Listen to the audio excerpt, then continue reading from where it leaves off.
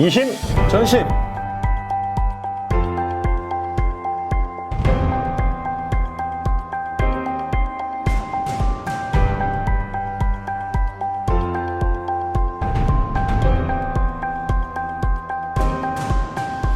돈을 지배하고자 하는 마음은 누구나 같습니다.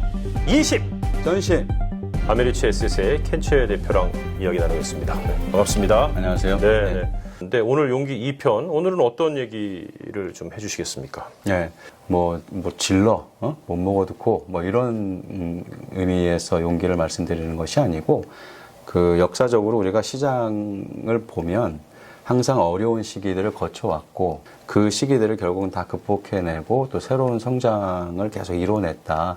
그걸 보시면은 우리가 숏텀 등락에 따라서 뭐 일희일비할 필요 없이 꾸준히 투자하실 수 있고 그런 용기를 얻으실 수 있지 않는가. 이제 그런 차원에서 지금 저희가 이 얘기를 나누고 있다고 생각하시면 될 것 같습니다. 그렇군요. 스탁이 다른 그 자산들하고 비교했을 때 어떤 성적을 내왔는가를 지금 보여주는 차트거든요. 이제 1978년부터 역시 2019년까지의 데이터를 근거로 한 건데, 네네. 10만 불이 그 기간 동안에 지금 한 40년에 걸친 거죠.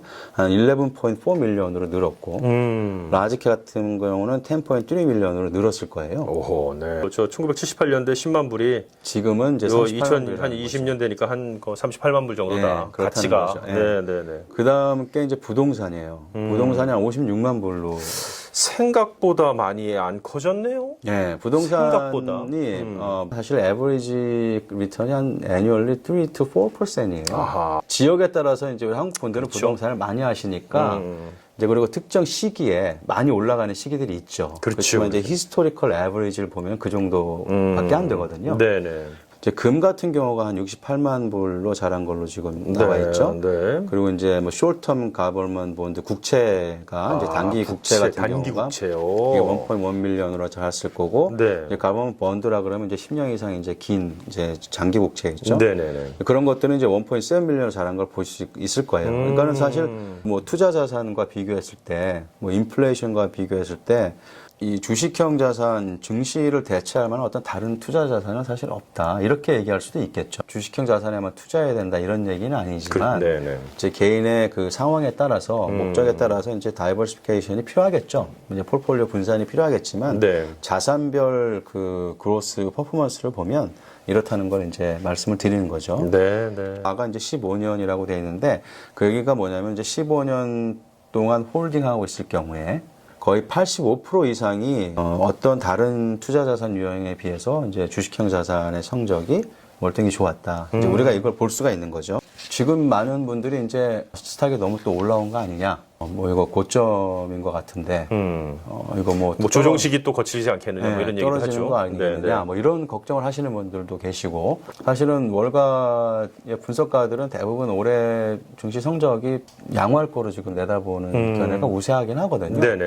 근데 또 워낙 마켓이 많이 올라왔으니까 또 걱정들을 또 많이 하시죠. 커렉션이 있을 것이다라는 거. 물론 뭐 언제 커렉션이 있을지 뭐 올해 있을지 뭐 그건 아무도 모르죠. 정확하게 모르는데 이 차트가 보시면은 57년부터 지금 나와 있는데 S&P 500 기준이거든요. 새로운 고점을 형성한 횟수가 1084회예요. 1084회의 새로운 고점을 만들었다. 그러니까 항상 고점은 있는데 그 고점이 마지막 고점이냐 계속 올라갈 거죠. 것이냐. 새로운 고점들이 계속 만들어졌다는 거죠. 마켓이 지금 고점에 있다고 해서 그것 자체가 사실은 그걸 걱정을 해야 될 거는 아니라는 거죠. 그러네요. 그것 자체로만은 역사적으로 보셨을 때는 사실은 고점이라는 것도 역시 계속 새로운 고점에 의해서 리플레이스 된다는 거. 그렇게 왔다는 거를 이제 한번 같이 이제 보시라는 거죠. 그러네요. 요 끝에 이렇게 보면은 사람이 계속 저 높은 곳을 향하여 올라가고 있습니다. 조언을 드리는 거는 이런 마켓 환경이나 뭐 지금 고점이다 저점이다 이런 것에 관심을 가지시기보다는 내 목적과 상황에 맞게끔 투자 전략을 세우시고 적절하게 리스크 관리를 하시면서 자산 운용을 하시면 걱정하실 필요 없다. 불필요하게 너무 감정적으로 마켓 사이클에 따라서 내가 휘둘릴 필요가 없다. 이제 그걸 계속 강조를 드리려고 이런 말씀을 나누는 거죠. 네. 다음 차트를 이렇게 보면은요. 대한민국 국기까지 그려져 있고. 이 차트가 용기가 이럴 때 필요한구나에 대해서 좀 아주 되게 쉽게 직관적으로 보여드리는 그런 차트가 될 수 있을 것 같아요. 네네. 타이틀에 보면은 When there is blood on the street, I'm buying 이렇게 돼 있잖아요. 그 베런 와스차일드라는 분의 코트인데 옛날에 그 영국의 이제 귀족 출신인데 이분이 그 나폴레옹 그 워럴루 전투 때 가족이 돈을 엄청 많이 벌었어요. 그 유명한 로스차일드 갑니까? 예. 네. 세상이 뭐 어수선하고 이럴 어려울 때 그때가 오히려 기회다. 나는 뭐 이런 뜻이겠죠. 네, 나는 뭐 I'm buying 그러니까 네. 난 뭔가 뭐 투자하고 사들이고 뭐 하겠다 이런 얘기죠. 지금. 그렇죠. 네, 네, 그러니까 그 상단에 있는 차트를 보시면 멕시코요? 이제 멕시코 얘기가 멕시코. 나오잖아요. 네. 그 멕시코. 네, 네. 94년에 그 네. 페소화가 이제 그 가치절하를 겪었잖아요. 지금 그 밑에 있는 거는 이제 그 크라이시스가 발발하고 이제 그 시점. 몇 년이 흘렀는지를 보여드리는 거고. 그 시점에서 몇 년이 흘렀는지. 네. 예, 통화 그 가치절하 사태가 있고 나서 그 이후에 보시면 지금 큐뮬러티브 누적 443%가 10년 후에 올랐잖아요. 10년 동안 443% 올랐다고요. 예. 한국 같은 경우도 우리가 다들 기억하시지만 이제 IMF 사태가 있었잖아요. 네, 97년. 네, 네, 네. 그때 한국에 투자하셨으면 한 175% 10년 후에 올랐잖아요. 네, 네. 근데 이제 러시아 같은 경우가 아마 뭐 입이 딱 벌어지실 텐데 러시아도 이제 정부가 이제 디폴트가 났잖아요. 1990. 배째죠, 배째. 예. 나라 자체가 배를 째라. 예. 네, 우린 돈 못 준다. 그때 이제 투자를 하셨으면은 지금 3,891% 10년 후에. 아니, 배가 3,891%요? 네, 1%. 아이고. 누적 그 수익률이. 아르헨티나 같은 경우도 이제 디폴트가 2001년에 있었는데 이제 그때 들어가셨으면 아르헨티나도 역시 1,165%. 그러니까 이게 이제 컨트레리언이라고도 하는데, 그러니까는 마켓이 전체적으로 다 fear가 두려움이 넘칠 때가 오히려 이제 투자할 시기다라는 이제 그런 접근법이기도 하겠죠. 뭐 만약에 로스를 내가 판단할 시기가 너무 이를 수도 있고, 네, 너무 네. 늦을 수도 있고, 그러면 내가 그 로스를 핸들할 수 없으면 또 개인들은 손실을 많이 볼 수 있겠죠. 근데 그러네요. 이 차트를 통해서 우리가 볼 수 있는 거는 마켓이 많이 그 떨어졌을 때, 많이 손실이 났을 때, 그때가 오히려 우리가 좀 욕심을 부려볼 때라는 용기를 발휘하는. 네. 막 올라가고 있을 때가 우리가 욕심 부릴 때가 아니고. 그때 용기가 나거든요. 그렇죠. 그러니까 모든 분들이 다 같이 편승해서 올라갈 거라고 생각하니까. 그렇죠. 네, 모든 네. 분들이 사실은 용기가 넘치는 시기잖아요. 네네. 시장 상황이 어떻게 되든 나는 꾸준하게 하겠다라는 그 어떤 꾸준함의 용기가 필요한 거고. 그렇죠. 이제 그런 쪽으로 용기를 보니까 그 왜 처음에 철학적이라는 말씀을 하셨는지에 대한 게 좀 이해가 이제 되네요. 최근에 네.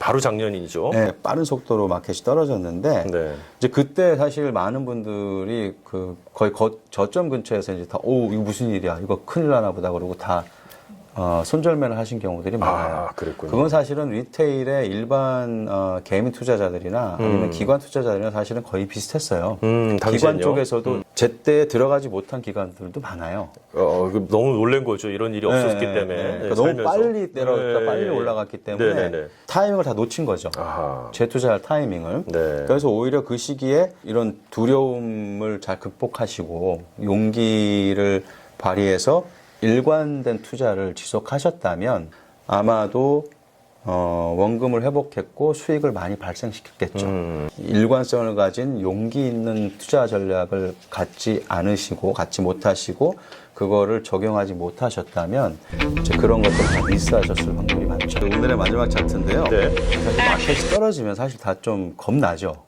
이거 내일 어떻게 되나 싶으니까. 네, 그렇죠. 네. 그럼 왼쪽에 보면 이제 지난 88년 동안을 봤을 때 물론 다우를 기준으로 한 거지만 포지티브한 그 성적을 낸 경우가 한 74%. 네, 네. 네기티브한 성적을 냈던 경우가 한 26%. 이 기간 동안에 결국은 이게 1901년부터 지금 본 건데 평균 수익률이 11.5%였어요. 뭐 등락을 다 경험을 했겠죠. 74%는 올라갔던 때고 26%는 내려갔던 때인데 결국은 평균 한 11.5%의 수익을 냈다. 다우존스 기준으로. 다우가요? 예, 네. 그러니까 더블 디지 리턴을 히스토리컬리 낸 거죠. 네, 네. 1945년부터 지금 마켓 사이클을 보여드리는 건데 5%에서 10%가 빠졌던 경우는 41번, 10%에서 20% 빠졌던 경우는 14번, 20%에서 30% 빠졌던 경우는 5번. 30% 이상 빠졌던 경우가 5번 있었어요. 이 전체 그 먼스로 지금 개월수로 보면은 이 기간이 한 892개월이거든요. 네네. 20% 이상 빠진 기간은 97개월이에요. 아, 네. 그러니까 전체 그 먼스 중에 한 11%만 사실은 20% 이상 빠진 걸 경험을 했던 거죠. 네. 그리고 그것도 맨 오른쪽에 보시면 이제 리커버 하는데 얼마나 걸렸나 이거 지금 나오잖아요. 네.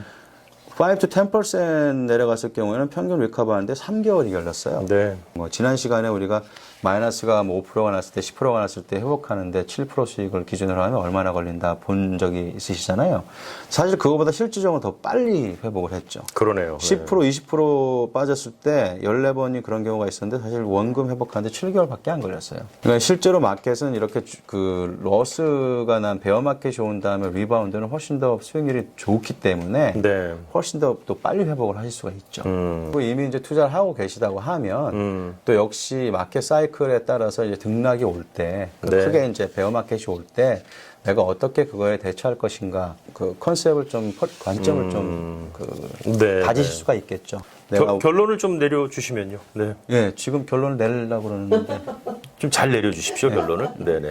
마켓이라는 게 주기가 있어서 항상 등락을 경험하게 되고 경험해 왔고 5 to 10%, 10 to 20% 커렉션은 사실은 너무나 자주 있는 거기 때문에 그럴 때마다 내가 감정적으로 반응하실 필요가 없다는 것. 네. 내 투자 목적과 내 상황을 반영한 그런 투자 포트폴리오를 짜시고 투자 전략을 세우셨다면 그거에 따라서 꾸준히 투자하시는 그런 용기 이제 그게 필요하다 이렇게 말씀을 드릴 수 있을 것 같아요. 여러분들께서도 꾸준함을 가질 수 있는 그리고 주식시장을 바라보는 그 마음의 용기를 담으시면은 아마 뭐 투자에 성공하지 않겠느냐 이렇게 생각하면서 오늘 아메리츠에셋의 켄치의 대표랑 함께한 이심전심 마치도록 하겠습니다. 고맙습니다. 감사합니다. 네.